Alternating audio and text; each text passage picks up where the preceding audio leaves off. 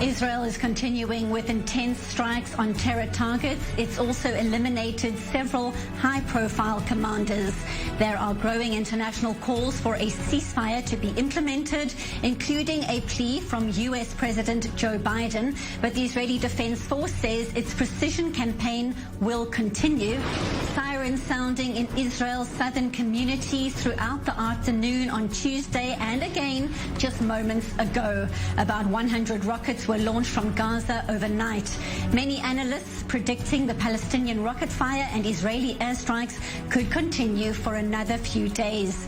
Prime Minister Benjamin Netanyahu saying a short while ago, quote, "The day after will be a different equation." Now, earlier he reiterated that Israel will continue to defend its citizens. The directive is to continue striking at the terrorist targets. The IDF is doing this very well. Today, it targeted a senior Islamic Jihad commander. We struck at the Hamas naval unit and we are continuing to strike at underground targets, Hamas's metro, and there are other targets. We will continue to take whatever action necessary to restore quiet and security to all residents of Israel. In new developments on Tuesday, meanwhile, clashes breaking out between Palestinian protesters and Israeli security forces in the West Bank town of Bethlehem during a general strike. The health ministry in the West Bank saying one protester has been killed in those clashes. Those reports are not yet confirmed. Now, that solidarity strike is being supported in several centres, including East Jerusalem and the West Bank, with posts on social media bearing a Palestinian flag urging solidarity, quote, "from the sea to the river." And as we're speaking to you right now, sirens sounding once again in certain southern communities. Let's take you live to Ashkelon in southern Israel. We're joined by our defense correspondent, Daniel Tzemach. And those rocket sirens sounding just moments ago in certain communities there. Talk us through the latest developments on the ground. What's going on?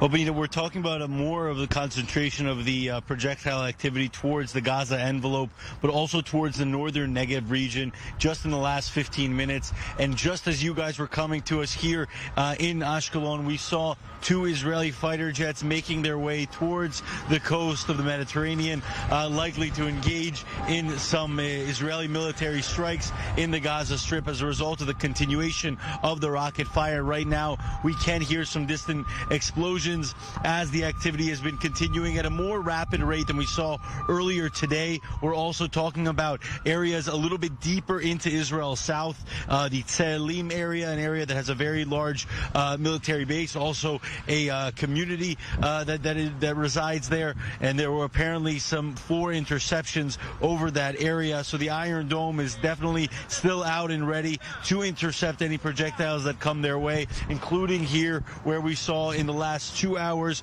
projectiles being launched in this vicinity and the interceptor missiles being deployed and intercepting those rockets. But we also understand, Benita, that in the last hours we have seen more mortar activity coming from the Gaza Strip towards Israel. We understand that those 2 foreign workers from Thailand who unfortunately were killed, it does appear as though that may have been a mortar attack and not necessarily a rocket. So it does seem as though the militant factions in the Gaza Strip are starting to deploy different means of attacks when it comes to the projectiles that they're using. Benita? Now, Daniel, the festival of Shavuot at the start of this week saw constant rocket sirens in the south. Benjamin Netanyahu saying earlier on this day that the day after will be, quote, "a different equation." We're going to be picking up on this with our analysts very shortly, and we will come back to you as well for more updates live from Ashkelon. Thank you so much, Daniel. For more now, let's take you to our Sarah Coates on the Israel-Gaza border. Rocket sirens sounding in recent hours. What are you seeing on the ground there, Sarah? Yes, hello there, Benita. As you mentioned, these sirens just continue to wail through these southern Israeli communities, and we're standing right between the southern town of Sderot at the Gaza border, the Gaza Strip, which is right that way. Now, this is the same region, the Eshkol Regional Council, where unfortunately, tragically, 2 people have just lost their lives here in the last few hours. We do understand that these people were foreign workers from Thailand, and they were inside a fruit packing warehouse type thing, a shed shed, which was then hit directly by mortar shells fired from the Gaza Strip. They tragically lost their lives, along with 8 other people who've been injured and taken to receive medical treatment. 2 of those people, Benita, are in a critical condition.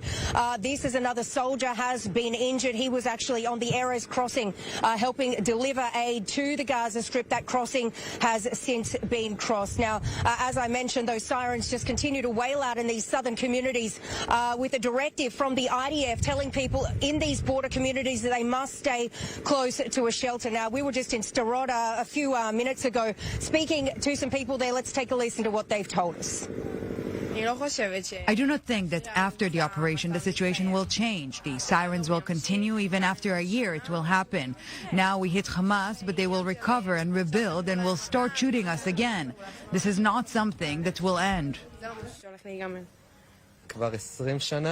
This has been going on for 20 years. Ever since I was 5, I remember it. It is neither simple nor easy. We were born into such a reality. I grew up with the situation. I suppress the fear, but it's something that affects you in the long run. And those residents speaking to our Sarah Coates on the Israel-Gaza border will be coming back to you a little later. Thank you so much, Sarah Coates. Right now, for more insight, we welcome to studio Avi Melamed, founder and CEO of Inside the Middle East Intelligence and a geopolitical analyst, and Dr. Arik Rudnitsky, a researcher at the Arab-Jewish Relations Program at the Israel Democracy Institute and project manager at the Moshe Dayan Center at Tel Aviv University. Gentlemen, thank you both for being here on this day. Avi, I want to start with you because we heard those updates live now from my colleagues on the ground. You have been in this region for a very long time. What is your sense 9 days in? The rocket fire is still continuing. The sirens still sound. People are racing to shelters. The retaliation operation continues. What is your take on what is transpiring right now? Well, unfortunately, we see the repeating round of violence. We have to remember something very significant. Gaza Strip is controlled by a major terror organization that vows to eliminate the state of Israel. There is a big regional player that supports Hamas in Gaza Strip. It's called Iran. The Iranians are interested in further fueling the flames, and I'm emphasizing that because in the end of the day, if you want to try to find a way out of that, and it's going back now to the Western governments and particularly Biden administration, you have to understand that what's going on in Gaza has to do with the discussion with the Iranians. The more the West will be outreaching to the Iranians, the more the situation will get severe. If the West is going to suffocate the Iranian support, we could start seeing some breakthrough.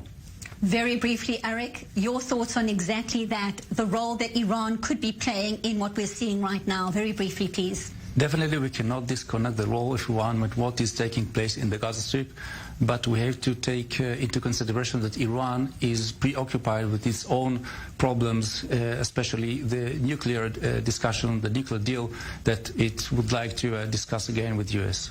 Gentlemen, stay with us in studio. We've got lots more to unpack on exactly what is fueling the various flare-ups we're seeing not only across the border, but also in parts of the West Bank as well. But at the moment, we're going to take a very short break. Our breaking news coverage continues with more live updates from our team of field reporters in Ashkelon, Jaffa, and the Israel-Gaza border. We'll be bringing you all the details as they happen, plus our experts are here in studio to look at all the implications.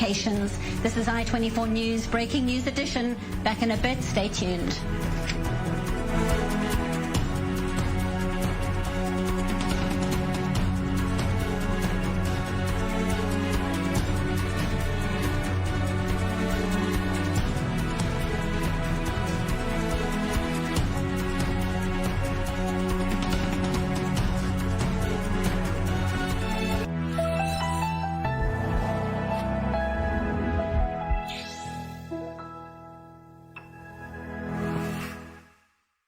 Discover I-24 News Radio. Now you can listen to I-24 News anywhere, anytime, for free. I-24 News Radio is the audio live stream of the television network with world headlines every 30 minutes starting from 7 a.m. Tune in for top news, magazines editions while in the car, in your office. Join us from your smartphone, tablet, or desktop to stay connected in the Middle East and around the world. Don't wait any longer. Head to our website or mobile application and click on I-24 News Radio to subscribe.